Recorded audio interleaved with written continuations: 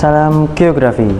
Halo teman-teman geograf, perkenalkan namaku Febrianto Anung Anilito dari program studi pendidikan geografi FKIP UNS angkatan 2023.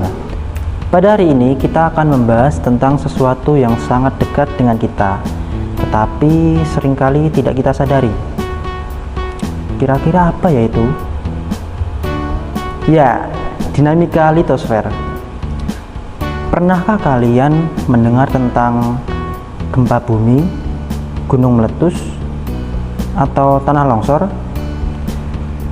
Semua itu adalah contoh dari bagaimana litosfer, lapisan terluar bumi kita, itu terus berubah dan bergerak. Bagaimana litosfer ini bisa begitu dinamis? Dan apa sih dampaknya bagi kehidupan kita? Yuk, kita bahas bersama. Sebelum kita masuk lebih jauh, mari kita pahami terlebih dahulu apa itu litosfer. Litosfer adalah lapisan terluar bumi yang terdiri dari kerak bumi yang berada di bagian atas mantel. Lapisan ini terpecah menjadi lempeng-lempeng besar yang kemudian disebut dengan lempeng tektonik. Nah, dinamika litosfer ini terdapat 3 proses utama, yaitu tektonisme, vulkanisme, dan gempa bumi. Nah, mari kita bahas satu persatu. Yang pertama adalah tektonisme. Tektonisme adalah pergerakan lempeng tektonik yang terjadi karena arus konveksi di mantel bumi. Nah, terdapat 3 jenis pergerakan lempeng nih. Namanya ada konvergen, divergen, dan transform. Gerakan konvergen terjadi ketika dua lempeng tektonik saling mendekat dan bertabrakan. Energi yang dihasilkan dari tabrakan ini sangat besar dan mampu mengubah bentuk permukaan bumi. Gerakan ini biasanya terjadi di zona batas lempeng yang disebut sebagai zona subduksi atau zona kolisi. Pergerakan divergen adalah pergerakan lempeng yang saling menjauh antara satu dengan yang lainnya. Pergerakan divergen dapat terjadi karena perpecahan atau rekahan di litosfer. Pergerakan ini menyebabkan lempeng bumi menghasilkan benua dan samudra.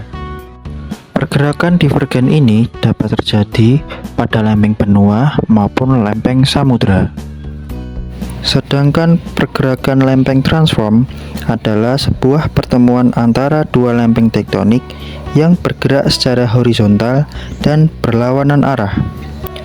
Dalam proses tersebut, tidak terjadi pembentukan lapisan baru maupun terjadi penyusutan yang dilakukan oleh salah satu lempeng terhadap lempeng yang lain.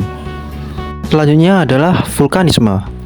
Vulkanisme adalah semua peristiwa yang berhubungan dengan keluarnya magma ke permukaan bumi. Peristiwa vulkanisme ini berhubungan dengan pembentukan gunung api, yaitu pergerakan magma dari dalam litosfer yang menyusup ke lapisan yang lebih atas atau sampai ke permukaan bumi.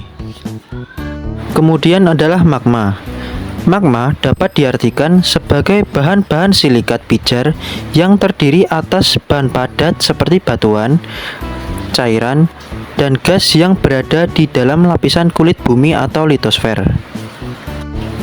Terdapat 2 bentuk gerakan magma yang berhubungan dengan vulkanisme, yaitu intrusi dan ekstruksi magma. Yang pertama adalah intrusi magma. Intrusi magma yaitu terobosan magma ke dalam lapisan-lapisan litosfera, tetapi tidak sampai ke permukaan bumi. Intrusi magma dapat dibedakan menjadi 5, antara lain batolit, yaitu dapur magma yang berada di paling bawah. Yang kedua, intrusi datar atau sil, yaitu magma yang menyusup di antara 2 lapisan batuan, mendatar, dan paralel dengan lapisan batuan tersebut. Selanjutnya, lakolit, yaitu magma yang menerobos di antara lapisan bumi paling atas. Bentuknya seperti lensa cembung atau kue serabi. Kemudian adalah gang, yaitu batuan hasil intrusi magma yang menyusup dan membeku di sela-sela lipatan atau bisa disebut dengan korok. Kemudian adalah diatrema, yaitu lubang pipa di antara dapur magma dan kepundan gunung api yang bentuknya seperti silinder memanjang. Yang kedua adalah ekstrusi magma. Ekstrusi magma yaitu proses keluarnya magma dari dalam bumi sampai di atas ke permukaan bumi. Hasil dari ekstrusi magma dapat berupa: yang pertama adalah lava, yaitu magma yang keluar sampai ke permukaan bumi dan mengalir ke permukaan bumi. Yang kedua, lahar, yaitu material campuran antara lava dengan materi-materi yang ada di permukaan bumi seperti pasir, kerikil, debu, dan lain-lain dengan air sehingga membentuk lumpur. Ketiga adalah debu vulkanik, yaitu material halus yang dihasilkan dari gunung api. Proses selanjutnya adalah seisme atau gempa bumi. Gempa bumi ialah getaran yang terjadi di permukaan bumi. Biasanya disebabkan oleh pergerakan lempeng bumi atau kerak bumi. Getaran tersebut adalah akibat dari pelepasan energi secara tiba-tiba sehingga menyebabkan gelombang seismik. Gempa bumi merupakan proses endogen, yaitu akibat adanya pergerakan bumi. Gempa bumi sendiri ada klasifikasinya loh. Yang pertama adalah gempa bumi runtuhan atau fault earthquake. Gempa ini terjadi akibat runtuhnya batu-batu raksasa di sisi gunung atau akibat runtuhnya gua-gua besar. Radius getaran tidak begitu besar atau tidak terasa. Selanjutnya adalah gempa bumi vulkanik atau volcanic earthquake. Gempa ini terjadi akibat aktivitas gunung api. Dalam banyak peristiwa, gempa bumi ini mendahului erupsi gunung api, tetapi lebih sering terjadi secara bersamaan. Getaran gempa vulkanik lebih terasa dibandingkan getaran gempa runtuhan. Bahkan, getarannya terasa di daerah yang lebih luas. Selanjutnya adalah gempa bumi tektonik atau tectonic earthquake. Gempa ini terjadi akibat proses tektonik di dalam litosfer yang berupa pergeseran lapisan batuan tua yang terjadi di lokasi. Gempa ini memiliki kekuatan yang sangat besar dan meliputi daerah yang sangat luas. Dinamika litosfer tentu memiliki dampak bagi kehidupan, terutama kita sebagai manusia. Yang pertama adalah sebagai sumber daya alam. Litosfer menyediakan bahan tambang seperti mineral, batu bara, dan minyak bumi yang mendukung perekonomian masyarakat. Sehingga sumber daya ini mendukung berbagai kebutuhan industri, energi, dan pembangunan. Dengan pengelolaan yang bijak diperlukan agar sumber daya ini tetap berkelanjutan dan tidak habis di masa depan. Dampak dinamika litosfer selanjutnya adalah tanah sebagai media pertanian. Tanah di litosfer menjadi media utama untuk bertani. Kesuburan tanah mendukung produksi pangan seperti padi, jagung, dan sayuran. Kemudian penggunaan pupuk organik dan rotasi tanaman dapat membantu menjaga kualitas tanah. Yang selanjutnya ada tapinya nih teman-teman.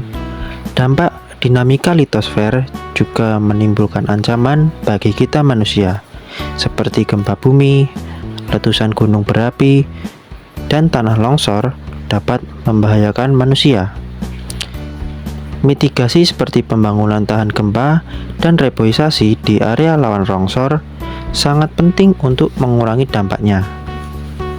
Eksploitasi berlebihan terhadap litosfer, seperti penambangan liar dan deforestasi yang berlebihan, dapat merusak lingkungan, yang menimbulkan kerusakan seperti kerusakan tanah, erosi, dan hilangnya habitat menjadi ancaman besar. Oleh karena itu, perlu adanya pengawasan yang ketat dan penerapan teknologi yang ramah lingkungan. Sehingga, pengelolaan litosfer secara bijak sangat penting untuk menjaga keseimbangan ekosistem dan keberlanjutan sumber daya alam. Upaya yang dapat dilakukan meliputi reboisasi di lahan gundul untuk mencegah erosi, konservasi tanah melalui pertanian berkelanjutan, dan penerapan teknologi ramah lingkungan dalam eksploitasi sumber daya. Kemudian, edukasi masyarakat tentang pentingnya menjaga litosfer juga perlu ditingkatkan agar mereka lebih peduli terhadap dampak aktivitas manusia terhadap lingkungan. Selain itu, pemerintah harus membuat kebijakan yang tegas seperti pembatasan penebangan hutan, pengelolaan limbah industri, dan pengawasan aktivitas penambangan. Dengan langkah-langkah ini, litosfer dapat terus dimanfaatkan tanpa merusak keseimbangan lingkungan, sehingga kehidupan generasi mendatang tetap terjamin. Nah, teman-teman, sekarang kita sudah mengetahui ya apa itu dinamika litosfer, proses terjadinya, dan dampaknya bagi kehidupan kita. Perlu teman-teman ketahui bahwa Indonesia merupakan negara yang berada di cincin api Pasifik, yang dimana sangat rawan bencana, tetapi juga kaya akan sumber daya alam. Nah, untuk mengetahui pemahaman kalian lebih dalam, aku ada kuis nih. Maka ikutin kuisku berikut ini. Check it out.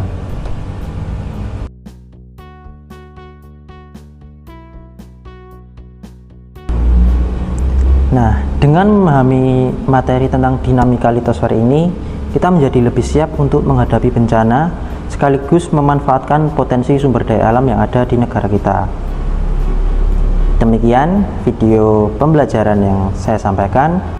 Sampai jumpa di pembelajaran berikutnya. Tetap semangat dan jaga lingkungan kita. Dadah.